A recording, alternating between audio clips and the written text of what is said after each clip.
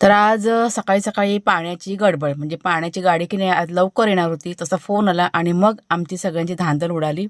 थंडीचे दिवस चालू आहेत आणि सकाळी सकाळी असं पाणी भरायचं म्हटलं ना की थोडंसं नको वाटतं. तर ते पटापट सगळी पिण्याची भांडी आहेत ना खाली करून घेतली, पाणी भरून घेतलं आणि त्याच्यानंतर नाश्त्याची तयारी. आज मस्त अशी बाजरीची भाकरी चुलीवर केली होती आणि चटपटीत खमंग असं कुळथाच्या पिठाचं डांगर. तर झटपट तुमच्याशी शेअर करते. कुळथाचं पीठ घेतलेलं आहे, पाण्यामध्ये भिजवलं आणि त्याच्यानंतर फोडणीची तयारी.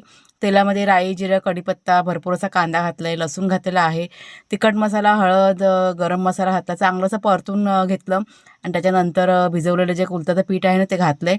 चांगलं असं मिक्स करून घ्यायचं आणि त्याच्यानंतर गरजेप्रमाणे त्यात पाणीसुद्धा घालायचं. आपल्याला किती घट्ट, किती पातळ हवं त्याप्रमाणे. चवीप्रमाणे मीठ घालायचं आणि हे बघा हे आपलं पीठ तयार झालं, असं घट्ट तयार करून घेतलं, नाश्ता करून घेतला. त्याच्यानंतर संध्याकाळच्या वेळेस आता रानात जायची तयारी. त्याच्या आधी चहा ठेवला इथे आणि रानात आल्यानंतर आता थोडं थोडं जरा लाकडं काढायला आणि बांधायला वगैरे शिकायला की नाही मी सुरुवात केलेली आहे. जाम थकायला होतं.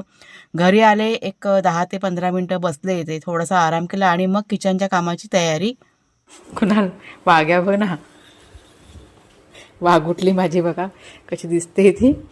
थंडी बसते ना आम्हाला भरपूर. शेरू दाखवत्या.